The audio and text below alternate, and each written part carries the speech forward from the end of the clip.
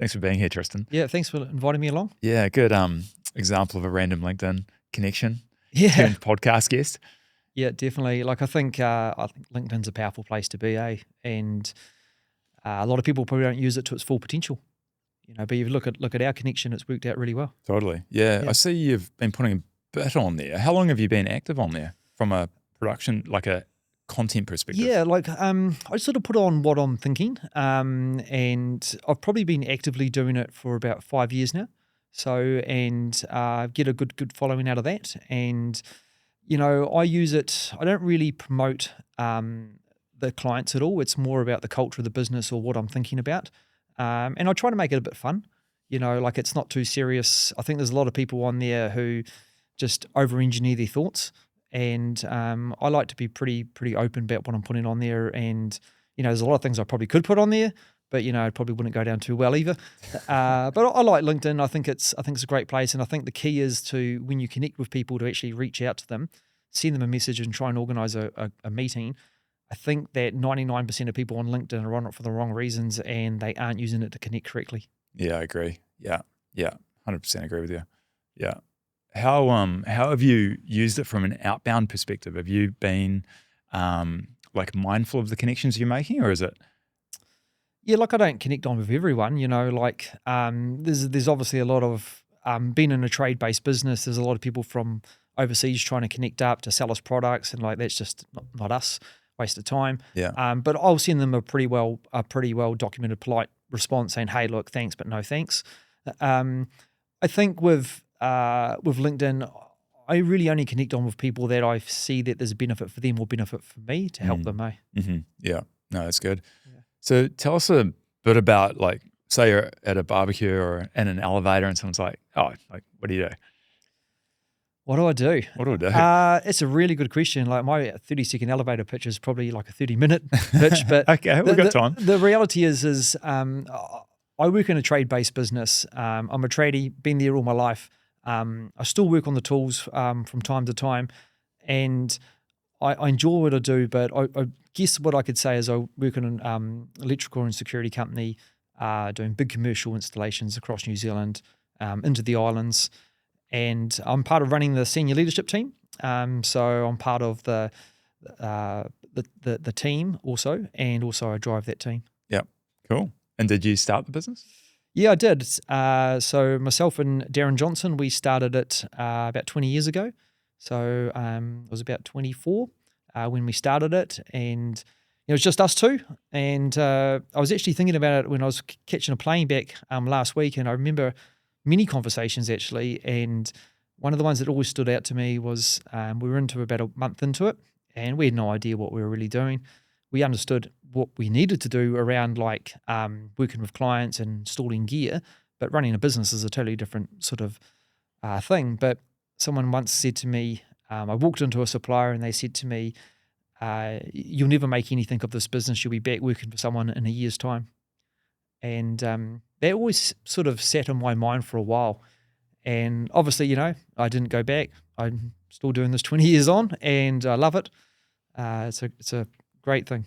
Just take a quick moment to say thank you to NeuroFit for supporting the podcast. Having personally gone through one of their programs, I can speak to the value and what I learned about myself. I'm a massive advocate for professional development, and I recommend taking a look at NeuroFit today. Yeah. Why do you think they said that? Do you think it was just their own insecurities coming through, or? Well, the reality is that back 20 years ago, there was just the corporates. So you're against the big boys. So, two young guys going out by themselves and giving this a go was just unheard of. And, but I had in my mind, I knew what we needed to do. The big corporates were powerful, but they were useless as well. Their communication was useless. Their delivery was useless, so it wasn't hard to pick up their clients. The funny thing was that person who said it to me ended up coming in for a job interview about 5 years later. Ah, interesting. Yeah. How'd that go? Well, I wasn't, at that stage we'd grown quite a bit, so I wasn't actually involved in the interview process, but I decided to sit in on that one, and I didn't say anything, and I just sat there and listened, and at the end of it, we all stood up and shook hands, and he said, oh, do you remember that conversation? And I said, yeah, I do actually. And I said, don't worry about it, let's just carry on. So still working for us now.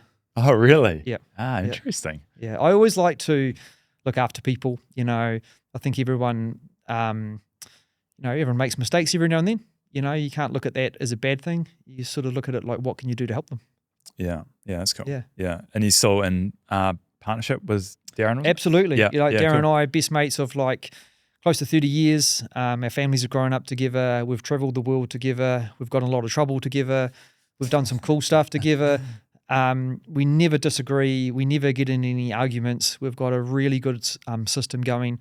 And I think we both know each other so well, been in business, together for so long and we understand what we both need to make it work. Yeah. Yeah. Would you say that you've got a yin yang type dynamic going on, like skill set wise?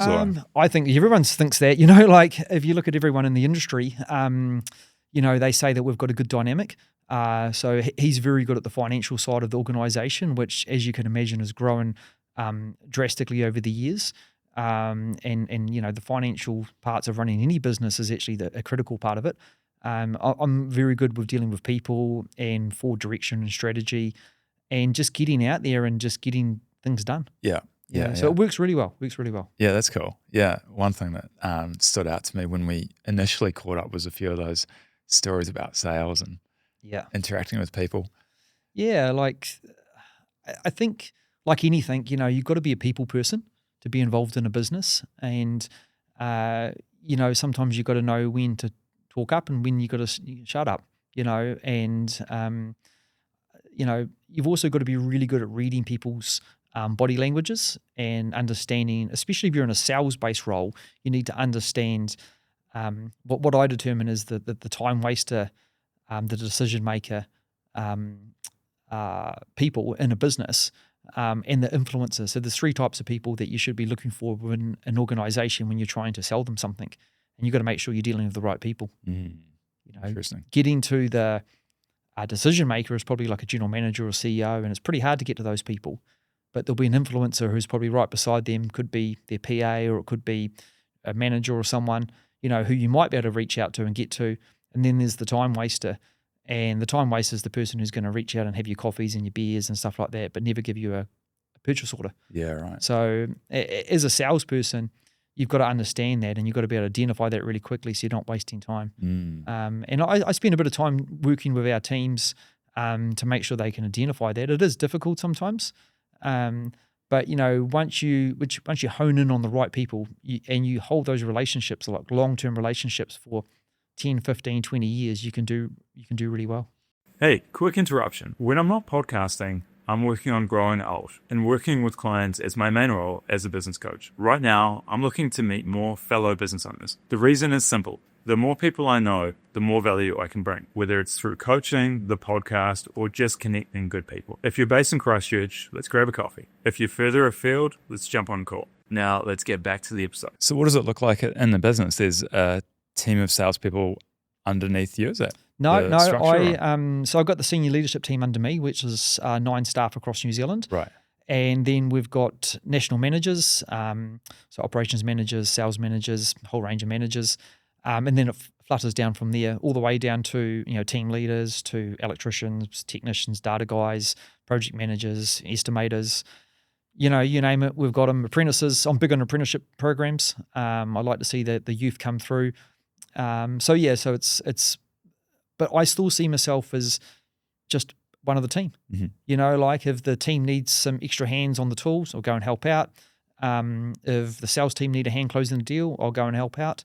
If someone needs some decisions made or, something like that, I'm always there to help out. I don't like to pigeonhole myself into one place. I see myself as someone who's pretty adaptable and can work with anything. Yeah. What's your ultimate sweet spot in the business? What's the part or component that gives you the most amount of energy and pumps you up the most? Good question. We actually asked, we had a team meeting in Christchurch this week, and we asked everyone, if you weren't doing your job, what job would you do in the business? And they got to me, and surprisingly, no one said my job, but I said I'd be the delivery driver, because I would kit that vehicle out with like a coffee machine, probably a spa pool in the back of it. We've got delivery drivers who travel around and drop off gear in these big trucks and stuff. And I thought, how cool would that be, just to be able to talk to people all day long, drop off stuff, give them a free coffee, have some donuts in there or something. So, I like any role that is involving people, and where I can help people. Yeah. So I wouldn't say there's a dedicated role, but it's just something around that. Yeah. Okay. Gotcha. Yeah. When you say you love people, is there people that you don't resonate with? No, No. there's not one single person in this world that I don't like. Really? You know, like, it's just, the key is you don't have to hate someone. You just lose their cell phone number. Makes sense. Yeah. Yeah. Like it's, if you're carrying hate or you're angry against someone, you're carrying something and it's taking energy away from you. So I just don't believe in that, hey? No. Like, I don't get in disagreements. I don't get in fights. I'm very, open-minded thinker, and if someone's not aligning with what I'm thinking, I just lose their cell phone number and move on. Yeah. I like that word alignment. It's something that's come up a lot lately. Yeah. From a number of different angles, like whether it's from a sales angle or a team angle or supplier angle, I feel like it's a really important word. It's critical, like partnerships is probably another key word. And, we partner with our clients, we partner with our suppliers, partner with the team. I think in business, it's absolutely critical to understand the partnerships you need and the partnerships you don't need. And the ones you don't need, you need to dissolve and move on because they just absorb time and energy. Yes. And the partnerships that you do need, you need to identify those and actually and hone in on those and actually put time into them, like valid time. Mm-hmm. Like having a coffee with someone to discuss something, that's a starting point. But, real partnerships are grown over strong relationships. If one of our staff will reach out to me and say, hey, look, my kid's having their 5th birthday party. Do you want to come along? Or it's a special celebration like a citizenship or something. I'll put the energy and I'll go to it. I'll get on a plane. I'll fly somewhere and I'll go and do it. If a supplier reaches out to me and says, hey, Tristan, do you want to come along to an event we're having? I'll put the energy in to try and do it. Like I try to do as much as I can because I believe that, it's good to have strong relationships, and when the markets are tough, or you need a bit of a favor, you need to be able to reach into your pocket and have a favor in it. Yeah. I guess there is that sort of unsaid favor bank. Yeah, definitely. Constantly happening, isn't it? Oh, look, no one's perfect and people make mistakes, but it's always better when there's a mistake made and you've got a favor in your pocket. You can reach in and say to the client, hey, that mistake we made last week, that thing I did for you last month, can we call it even? So and I think a real simple way I do it is because I'm trained to work on the tools. If I'm out seeing a client and they need something done and I can do it on the spot, I'll actually do it for them. I'll fix it for them, and then I get the team to send them an invoice, and they get an invoice. They open it up like a couple of weeks later, and they think, shit. Tristan's given me an invoice, and they open it up and it's got one long black coffee. So like you always get an email from the client when you want to collect your coffee. Yeah. So right. those are sort of things that I do. And it just keeps the conversation going, so, and then that's a favor in my pocket until they give me the coffee, so. Yeah. So it's got an actual line item with a dollar amount. Yeah. Which is one long black coffee. Yeah. So, yeah. And I think those are sort of things that I do. Like you've got to leave something on the table for everyone else. So if you're in business and you're taking everything off the table and the next person to come along wants to work with that client and there's nothing there, that's not going to be great. And one of the things I really enjoy is surprising the clients and giving back and, and continuing those partnerships. And we've got stories that go back a long way, but like I recall one, I think it was November or December, we were doing a job. It was probably about 120K and we were doing really well. And the project manager rang me up just before Christmas and said, hey, we're probably going to bring this job about 100 hours under, 10 or so okay. I said, ring up the client and say, hey, look, we're doing really well. Just to let you know, we're doing really well on the job and we might be able to give some credit back on ours. We got to the end of the job at like early Feb and project manager sort of contacted me and said, hey, look, it's about a $10,090 credit. I said, send them a credit for it. We won't charge them. And, Darren's sort of like losing his hair because he's like, why would you do that? And I said, just, it's just the right thing to do. Within 60 minutes, that client, the owner had rang me up, not the project manager from the client. The owner rang me up and said, hey, Tristan, shit, this is unbelievable. And I said, that's just relationships. and I think this year they'll probably spend another 700K with us, so you've got to have relationships and you've got to be honest, as absolutely honest as you can. Yeah. Yeah. I guess it's playing that long-term game, right? It is. I was actually out. I was out having some beers last night, and I was talking to a chap who's actually trying to get into the industry, and we were talking about being a salesperson. And I said, salespeople give up too early. Sales is like a jigsaw puzzle. You get your big 1,000-piece jigsaw, and everyone does the border because it's nice and easy because they can do that, and then they do one part of the jigsaw because it's like a nice easy color, and they do that and they think they're good, and then they get stuck on a hard part, and then they can't do it. And then they get stuck on another hard part. And that's sort of like sales. It's sort of like the first 3 months is doing the jigsaw, the outside of it. Then the couple of pieces are like the next couple of months. And then it gets to about 8 months and the reality is kicking in and this is a tough gig because it's all about relationships. And I said to them, look, if you really want to be in sales, whatever sales you're doing, you've got to do it for a minimum of 3 to 4 years before you get good at it. And if you can't stick it out for 3 to 4 years and you can't do the puzzle 3 or 4 times, it will get easier every time. But if you give up too early, you might as well walk away now. So, don't think you're going to come in to any sales-based business, I feel, and start making huge money, delivering big contracts within the first 6 to 12 months. You might get a couple of easy wins, but the reality is sales is a relationship game. Like this is the year of the relationship. If you've got relationships, you'll have the work. Yeah, that's interesting. Do you think constantly about forming new ones? Like, do you question like, who's out there? Who else could I meet? Yeah, absolutely. Yeah. Like that's a big part of like LinkedIn and stuff, it's a big part of meeting people. Like if you're a salesperson and you are not building new relationships, you're an order taker. Okay. So order takers are never going to succeed because eventually the river's going to run out of water, so you've got to be consistently working with your existing relationships. You've got to be growing new relationships, and you've also got to look for relationships you don't even have, but try and find them. And that could be going to events. It could be doing networking. It could be someone you meet at a barbecue. You just never know when a relationship can turn. And I remember about 14 years ago, I was sitting in a bar in Auckland having a beer, and one of these chaps came and sat beside me and we're having a chat and he goes, I've only got time for one beer. I'll be here for 10 minutes. His name was Stuart. And I gave him like the 30-second/30-minute pitch, and there's probably about 10 clients around. And he got up and said, hey, look, we need to catch up. And this is back in the days when you actually gave a business card out. Now, I can't even recall the last time I've given a business card, probably 5 or 10 years, but gave him a business card. He rang me up like the next Monday, and he was the facility manager for Cooper & Company or Britomart. I went down and did a pitch. They were originally dealing with about 4 different companies, and we've been doing all their work for the last 14 years.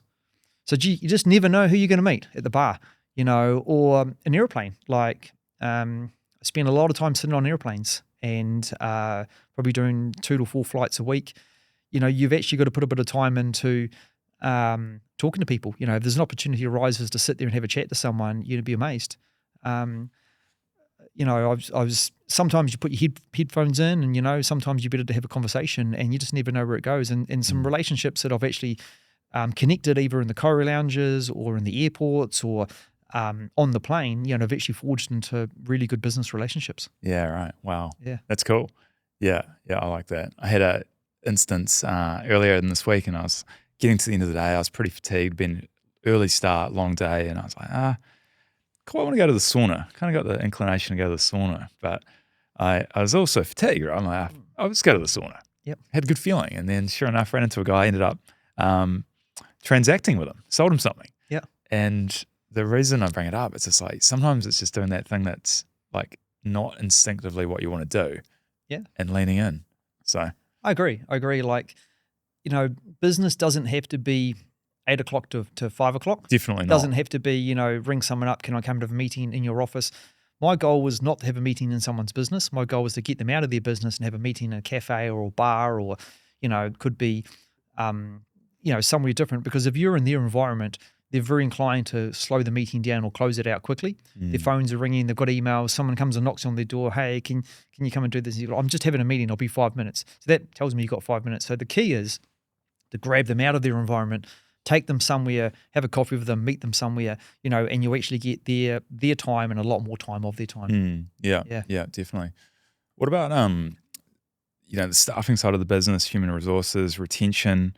You've got a few different initiatives, right, with retention, and Yeah. you've sort of gamified it somewhat, haven't you? Yeah, one of the things I'm trying to do at the moment is like culture's everything, we're trying to be we're trying to lead ourselves into be the best trade-based employee in New Zealand. Okay, so focused heavily on culture, focused heavily on looking after the staff. So straight away we make it exceptionally hard to get into the business. We're always looking for people, but we make it really hard to get in.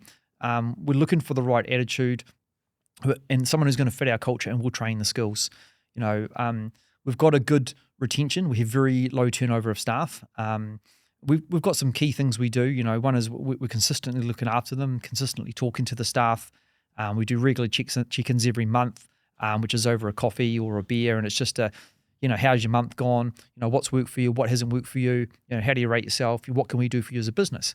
And something simple like that, we call them a continuous conversation you do with your team leader or manager, gives us a bit of an insight into how they're feeling for the month. Where a lot of businesses I find will only communicate with their staff maybe once a year when they're doing like a review, and they won't actually understand what the staff member's thinking. So if you get them early, you can actually solve any problems they might have and stop them actually resigning. So there's nothing worse than a staff member, comes in and, in the past, I've seen it, years and years ago, they'll say, hey, I'm leaving because, I didn't like the vehicle I got. Well, fuck, why didn't you tell us? No one gave us the opportunity. Yeah. So easy fixes. So those continuous conversations is a critical thing. And I think businesses don't do that very well. If you want staff retention, one of the other simple things you need to do is whatever you say you're going to do, just give it a go. So it doesn't mean you have to do it well, but if you say you're going to do something, just give it a go. And that's what I've really focused on. And I've said things in the past, I'll go, we're going to go and do this, and we don't do it. And then everyone always holds you to account. Yeah. So now if I say I'm doing something, I'm bloody doing it. Yeah. And I'm going to give it a go, and I'm going to try and make sure I do it right, but maybe I won't. But you correct yourself if you don't. That's another key thing. We've also got some good things like we've got some long service bonuses. So, I vividly remember I worked for 5 years when I was a young guy on the tools, and I think I got like a Frisbee. And it was like thank you for your 5 years service. And it was at a restaurant, I think, from memory, and that Frisbee went flying across the restaurant in protest after 5 years. So I remember saying to Darren when we got into this thing, I said, look, because staff is hard to find, like especially in the security side, they're smart people, they're hard to find and they're hard to retain. So you've got to look at different things. We've got all the Southern Crosses and all the bloody breakfasts and all that sort of stuff. But one of the things I said to Darren, I said, what about if someone works for us for 10 years, would you give them 10K cash? And he's like, no way. Why would I do that? And I said, just think about it. 2 days later, I'm bugging him, saying, look, what do you think? Do you think we do this? And he's like, nah. I said, maybe we should. And then I turned to him and he goes, yeah, it's probably not a bad idea. Because if you actually work for someone for 10 years, 10K. So I said to him, we're actually not going to do 10K. We're going to do 5 years for 10K and 20K for 10 years, and we'll pay the tax. So we've done that. Last week we gave 50,000, so a 20,000 check and 3 10,000 checks. Back in the day, we used to do a check, and when we first started it off, she was a bit loose in the business. It's tidied up now, but we used to do 10 shots for 10K. So we would go to the bar, and Darren would sign the check, and I was obviously the other signature, and I wouldn't sign it till they did the 10 shots. And we had to rein that in, like many things we've had to rein in. But that was always a bit of fun, and we'd get all the team together, and what it was is people who'd been in the business, they could be like 2 or 3 years away, or you could have new people in the business going, shit, I've only been here a month, and this guy's just got 10K. And it's such a cool thing to give this money to the staff member, their families. A lot of it's spent already. So it's cool, it's powerful. And to me, it's probably one of the most funnest things I love doing. I've got a photo of every single person we've given the money to. I could probably tell you exactly what they've all spent it on, and they're just good people. And they deserve it. So it's 5K, it's 10K for 5 years and 20 for 10. And what happens at 15? So I put this to the challenge because we've got some people coming up 15, and there's like 3 options on floating at the moment. Could be 30K. I did think of you get 2% of your wage every Christmas week. So let's say you're on 100K, you get 2K as a payment every week forever. Wow. So if you do another 10 years, you get that every year for 10 years. So I'm sort of throwing some ideas around. People want some family holidays. it'll be something cool. It'd be something cool. Yeah. Yeah. So it might not be, it would be something, it might not be money. It could be something different. I don't know. But so there's a bit of a debate at the moment what it's going to be because we've got some people coming up 15. We've got a really good retention of staff, Yeah, right. Yeah. And the ones that do leave, what are they typically? Go overseas, Yeah. go to corporates. We've had probably 4 or 5 people leave in the last probably 3 years. Oh, yeah. Yeah, so pretty low turnover. Percentage-wise, it's pretty low, right? Very. Yeah. Yeah. So the key is that you've got to make the effort for people. Like, I'm really focused on the onboarding. So one of the things I'm looking at is like, I jokingly said to the guys at work yesterday, I'm never going to resign. I'm never going to resign my job because I'm going to, this is it. This is it for me. Enjoy it so much. So I want to look back. I want people to look back in their life and they might have had when they're 60 or 70 and they've had 4 or 5 or 10 jobs, they can go, Vision Systems was the best business I ever worked for, and that means you've got to put the energy into them. Yes, they're working for you, but you'll work as a team and you've got to put the energy into them. So if someone's sick in their family or something's going on, there was a birth or something like that, birthday, you've got to put the energy in. Like, puts in my schedule all the birthdays. So every day I'm bringing someone on their birthday. If I'm with staff, I'm doing like a birthday sing-along. I convince the staff. They get home in the afternoon and there's a present there for them. Anyone who moves into a new house, we send them a welcome present. We've got all these things we dial in. And it's all this small stuff, but the key is the onboarding. Is like when someone actually gets into the organization, is having people ring them 2 weeks out. Hey, look, I'm going to be working with you. I'm your manager. Then it could be someone in their team go, hey, I'm actually going to be seeing you the first week. And then what we do is we deliver them the first 3 months of what they're going to do. So it's not like you don't get really nervous like on that Sunday night. You know what you're doing on Monday. You know what you're doing on Tuesday. Mm-hmm. It's like team breakfasts, doing your SOPs, doing your training, all that sort of stuff. So we try to dial that in. And then within the first 2 weeks, they organize a coffee with me and I'll go and sit down and have a coffee with them, and I just have a chat. Don't talk about anything else. I just want to know a wee bit about them. We try to dial in things like what their coffee orders are, what they like to eat, all that sort of stuff. So when I'm showing up for a coffee, the coffee's already ordered, everything's organized. Seamless. Yeah, pretty much. Yeah. Do many accidentally sneak through the process? You mentioned that it was sort of a barrier to getting in, but does it often? No. We've got this thing dialed in. So Lou, who runs my HR, she's like a attention to detail. So people might send us 3 references. We don't call those references. You'll call some other ones. We'll go find some more. Yeah. I can't think of anyone who's ever put a bad reference on their CV. So obviously, right? you got to. New Zealand's a small town. You've got to dig a bit deeper. We also do disc testing on people, like psychology testing. Word of mouth is a big thing. We're quite a small industry, electrical and security. So, we can pretty much find anyone. And one of the key things that we're looking for, if you've had more than 3 jobs in 5 years, we're not really interested because we know you're just changing for the dollar.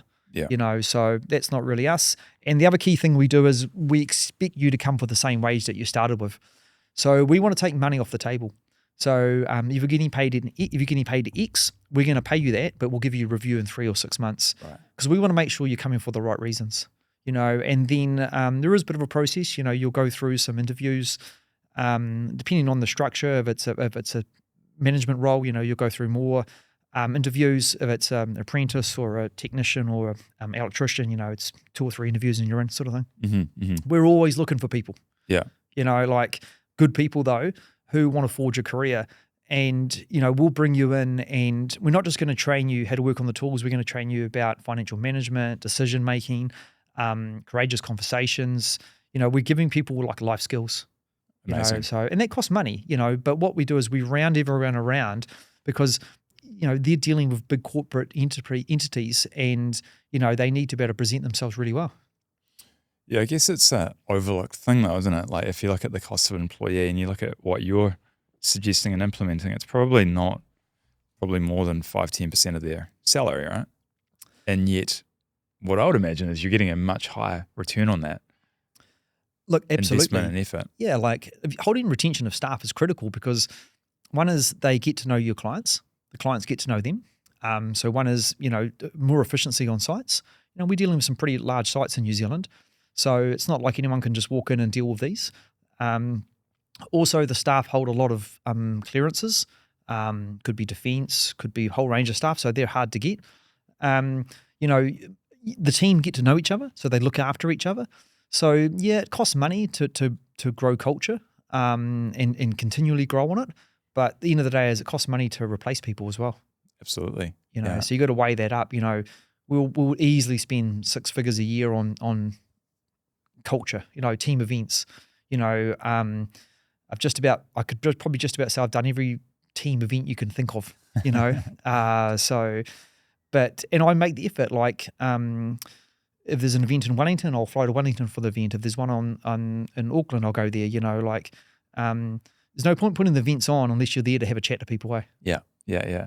What do you see the future looking like from a role perspective? Do you see some new roles emerging, like as technology changes, as the business adjusts? Like, do you see there being different roles hired for? Yeah, I do actually. I was actually chatting about this last week, and we're moving into a different world of technology. We're moving into like a low voltage world. So, 10, 20 years ago, all your lights were, 230 volt. A lot of your devices were 230 volt. Now a lot of it's low voltage. So I sort of see the market moving, and I think there's going to be like, you got your electricians, you got your security guys, you got your data. There's going to be like this new area falls through the middle where it's all low voltage. So, eventually one day we'll be sitting here and our phones will be charging through a device on the ceiling, like an AP or something like that. So you'll go and buy a toaster from Briscoe's and you won't even plug it in. You'll just stick it on the kitchen bench and it'll just charge and automatically work.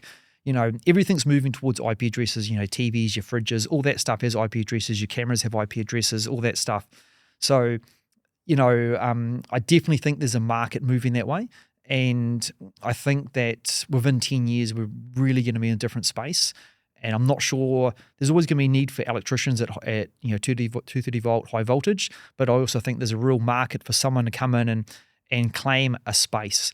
I sort of claimed it as digital electrics as a space. And I think that there's an opportunity for businesses to consider and go, hey, this is a new sort of area that we can forge into and we can own it. And I think that there's something coming. I just don't know when it's going to happen or how it's going to work. But I definitely think that it's all going to be low voltage eventually.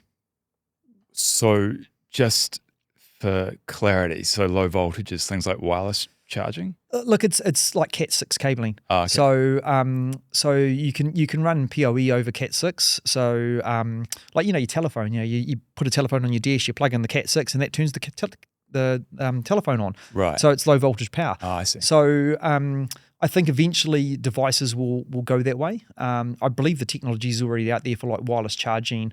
You'll sit on an airplane and your phone will be charging, your laptop will be charging. Because at the end of the day, is we need to move away from plug packs and cords. You go to the rubbish dump, how many plug packs and cords are there? How many chargers are there for cell phones? Totally. Christ, like I'm trying to find a charger for a cell phone. I'm looking at the bottom of it. It's like, is this a C, D, whatever? What is it? Someone just give me a wireless charger. So the technology's there.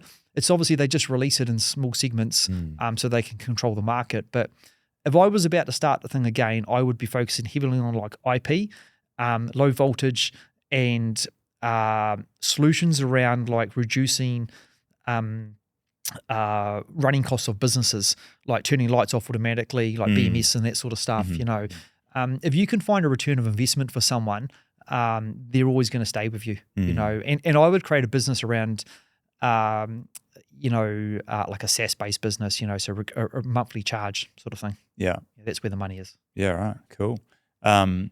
What about in other sort of parts of the business? Like, do you see yourself like bringing, say, like marketing or like AI or like some other new things that are not currently in place? Look, I would love to find someone who can do our marketing. It's hard to make electrical and security sexy and that people want to appeal to it. It's been a challenge for us for years and years, and everyone in the trades, you get online and you see these tradies making these great videos, and that's cool, and there's some awesome stuff out there, but those videos that you have a laugh at on TikTok or stuff, are they growing your business? I don't know, and that's the challenge. So I think you've got to have this balance in marketing around funny, call to attention, but also a bit of professional stuff and showing what you're doing. and still haven't found the right solution. We've dabbled in it ourselves, and we've had some success in some of the stuff we've done, and we've also had no success. So and then around AI, look, I may be a bit old school, but I think people who live on AI is a dangerous place. You can see people who use AI to write a LinkedIn post, or you can see people who use AI to respond to an RFP. And I was actually doing a review for a big private school in Auckland a couple of weeks ago, and I was in the meeting with them. They had 3 people who'd submitted RFPs, and they asked me to come and give an independent review. I read them. And about a week later, I did a review for them. And one of the things I said, look, I'm going to be honest, I feel like someone's used ChatGPT or whatever to write this. And they said, yeah, exactly.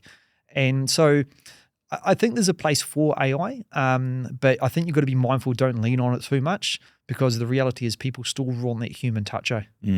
People see through it. Yeah, yeah, totally. Well, smart people do anyway. Yeah, no, you're right. Yeah, I think, I mean, there's so many use cases for it, but look, there's huge benefits for AI.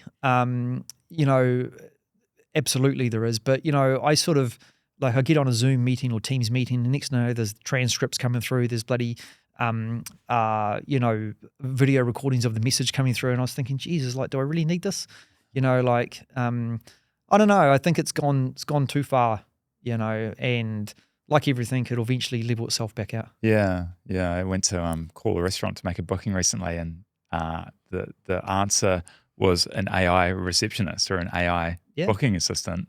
And I was like, oh, okay, well, this is interesting, because I don't often see it in the real world. Like you hear about ChatGPT and use ChatGPT, but to actually interact with it in a really practical way was pretty rare. Yeah, it's definitely out there. And I think that in time to come, it's going to be, you get a subscription and you can have different features, and it could be like a receptionist. Hey, welcome to Vision Systems. How can I help you? And they're, okay, we've got a problem with a light. Hey, what region are you in? You could ask questions and it could give you responses. So, look, it's definitely out there. But for me, I'm probably in that generation where I still want staff, still want people. But the youth of today, if you're a 20 or 25-year-old person now and you're starting your career and you're going to be business owner in 10 years' time, you're probably going to be heavily using something like AI, I suspect. That's actually a good question. If you were to go back to the start of your journey in business, is there anything that you'd do differently structurally? I would implement a stronger employment process right at the start. Okay, so, too many people got through the net in the first probably 10 years. And then once I got Lou, we started to tighten that up, and we learned from our mistakes.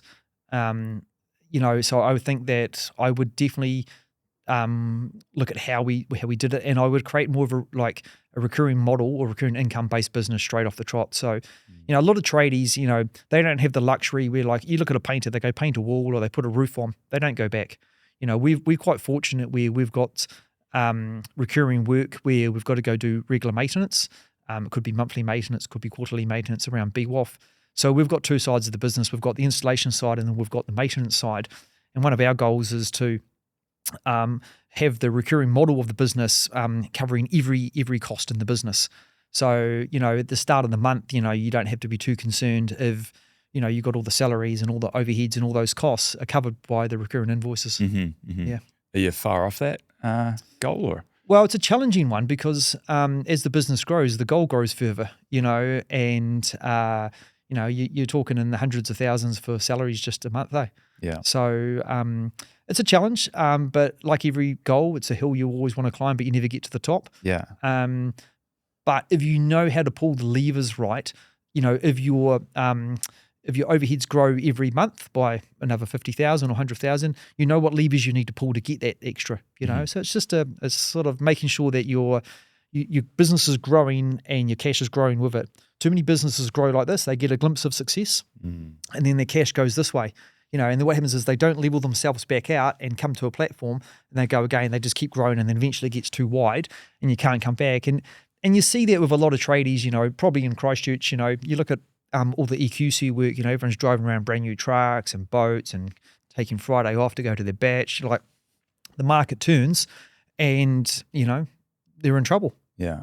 So and I think that that's one of the things that Darren's been phenomenal with in the business is keeping us in a very level plane. We don't spend anything we don't need to. So if someone buys a $7 screwdriver in our account, Darren knows within 2 days. So we dial it in. We're very focused. We'll spend money when we need to spend money, but we also run the business, based on that. Expecting that no one's always going to pay. It's a tough gig, eh? Yeah. There's a fair amount of chat about the challenge in the construction and hospitality sector at the moment. Is that something that you've experienced? Oh, currently, daily. Like trading conditions, like you wait till people owe you a couple $1 million,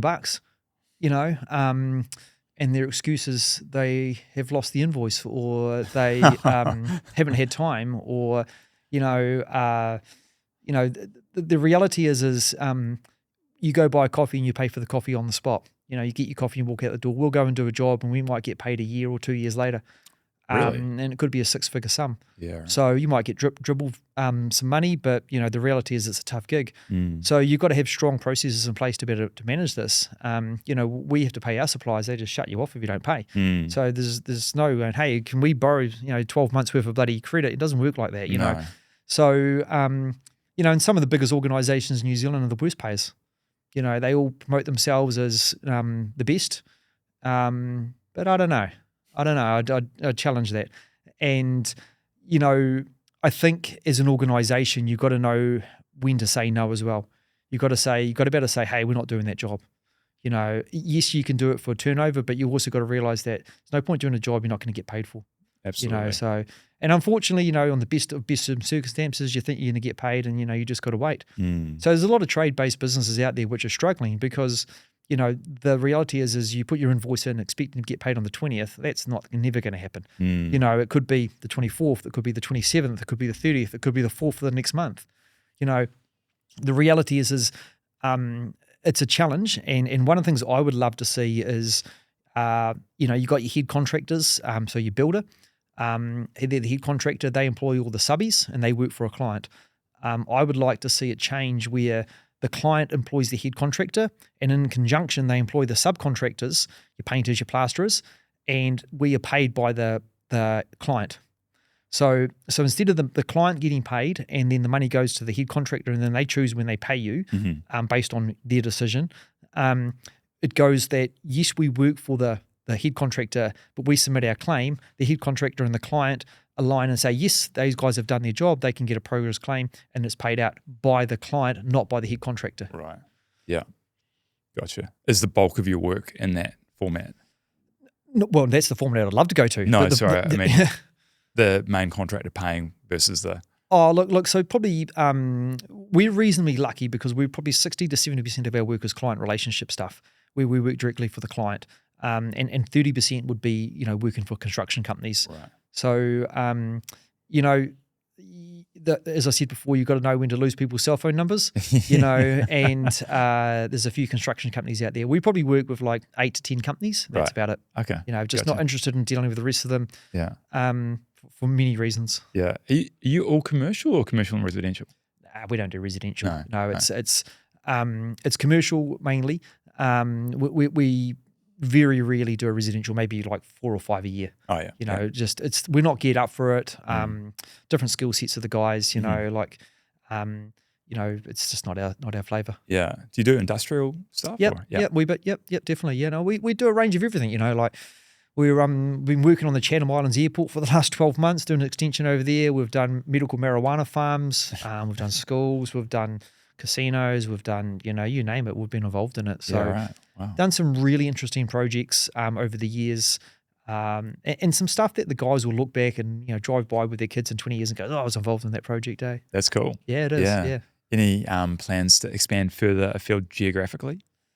Nah, God, no. No, it's been too long on a plane as it is. Yeah. I don't think so. There's a limit to what you can do, and instead of we're always going to continue to grow the business, but it's controlled growth. So if I was going to go set up a branch, it'd either be on Waiheke Island or Akaroa. I love those places. So that's probably the only place we'd expand to. Yeah, that's cool. Yeah. Oh, that's interesting. And I don't know if you want to talk about this, but is there another part of the business as well? So Vision's the main business, but is there a side component? Yeah. So there is, so Darren and I have been fortunate to have the opportunity to create other ventures, and we got involved in a business that we started about 9 years ago called Scan One, which is a business that we got involved with a guy called Terrence Wallace, who's actually over in Chicago, and he ran the InZone Foundation, which was a charitable trust for students who were looking to get themselves into an InZone, like Auckland Grammar or something like that. And we created this technology around biometrics for scanning people in and out of boarding schools. And this was my early adoption to developing software, which I had no idea about.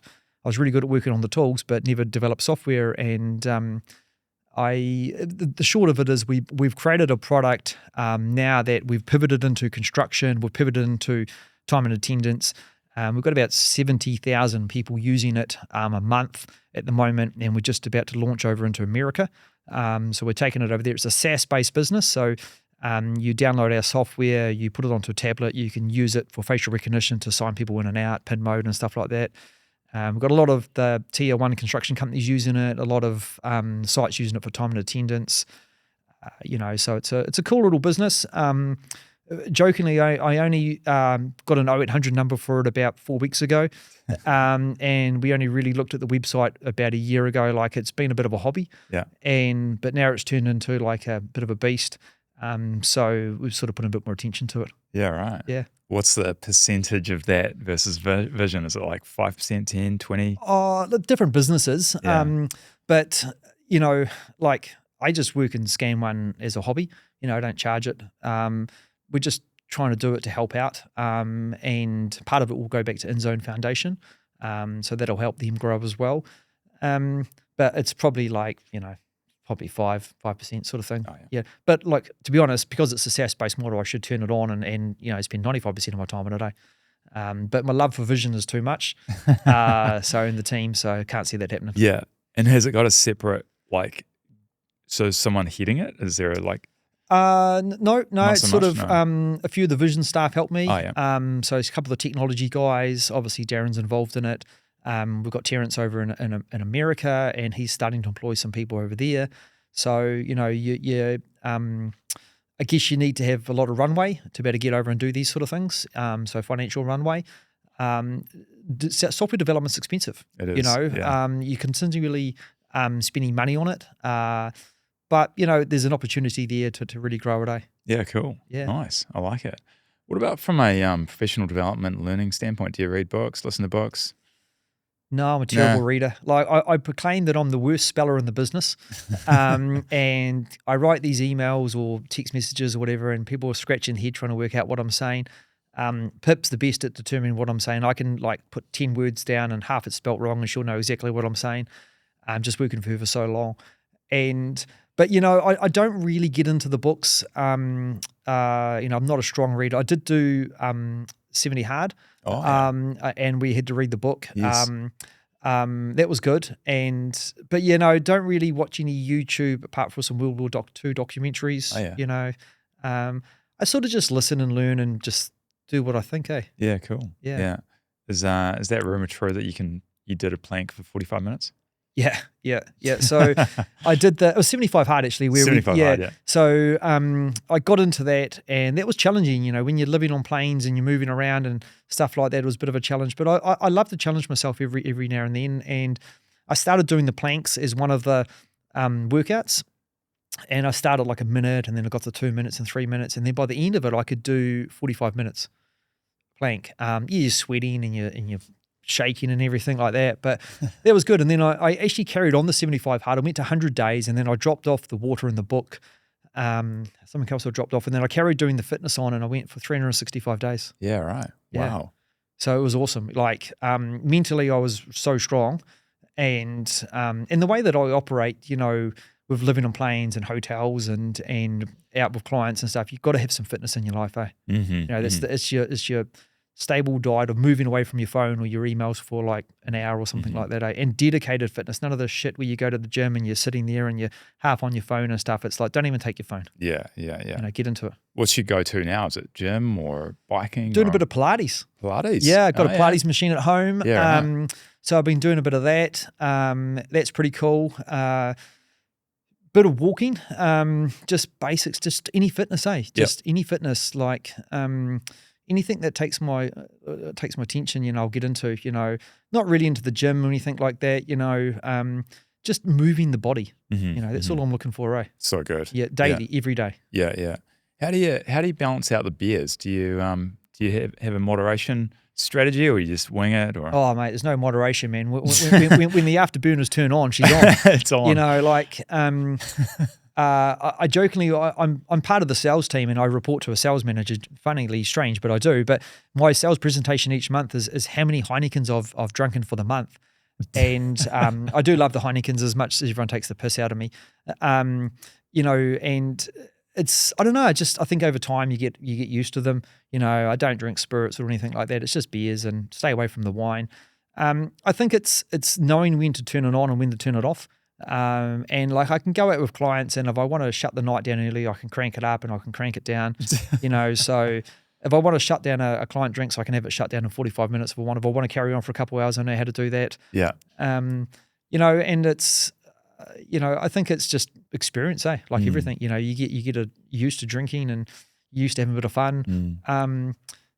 But you don't need to go out and have 8 beers. You can go out and have 2 beers and have a bit of fun. Yeah. So it's all that moderation, eh? Yeah. Moderation, and probably knowing your own body and how you work. I think it's like anything, when you're having fun and you're doing something you love, you don't actually think too much about what's going to happen, and I'm not a huge sleeper. I'm probably sleeping, 3 to 4 hours a night max.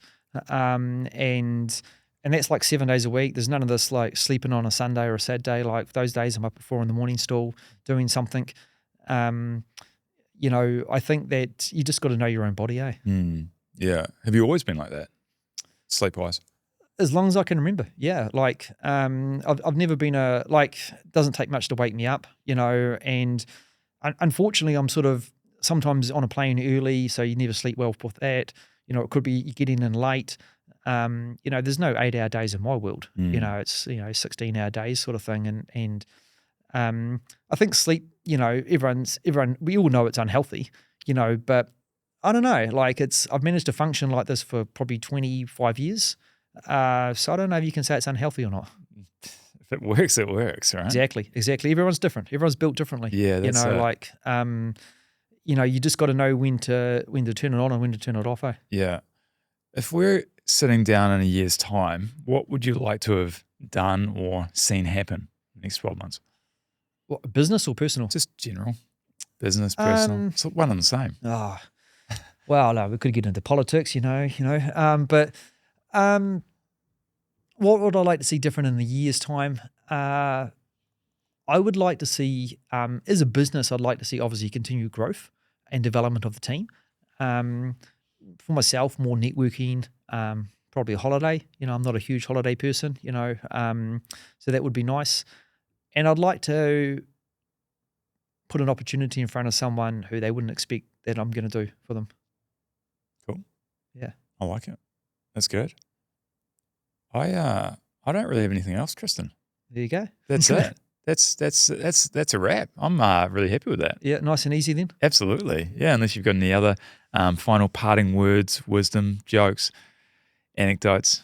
Oh, look, I could go on all day. I've got plenty of stories, but I think that the key to business is do things with speed, but be accurate. Ooh, and use speed as your currency. A client's always happy when you get back to them the next day or that day. Like the amount of times that a client will contact me and say, hey, I've been trying to get a price from someone, and I'll say, hey, we'll give you a price. And that day we give it to them and they're like, shit, I've been waiting 3 weeks. So I just don't think people communicate that well, and they don't realize that they're actually hindering their own business or the development of their business by not communicating. Yeah. When you're running a business or you're managing a business or you're driving a business, you need to be available, and that's your responsibility. And if you can be available, you can help that business grow, and then things come from that. Yeah. I think there's some stats on that about with a reference to like responding to leads, like if you respond to an inbound lead within X amount of minutes or hours or whatever, the chance of conversion increases. Yeah, like there's an art to it. Yeah. It's like 5 steps to any sell, and you've got to know what part of the step you're in, and what lever to pull to either get you back to the next step or forward to the next step. And part of it is also knowing your client, or knowing your market as well. And also knowing when to walk away and say this is not for us. You can't have every deal. No. I think people chase the wrong deal sometimes though. Yeah, I think that's a good reminder. Alignment. Pretty much. Yeah. Love it. Hey, bloody good. Thank you very much for your time. Thanks for coming on. You're welcome. First podcast ticked off. There you go.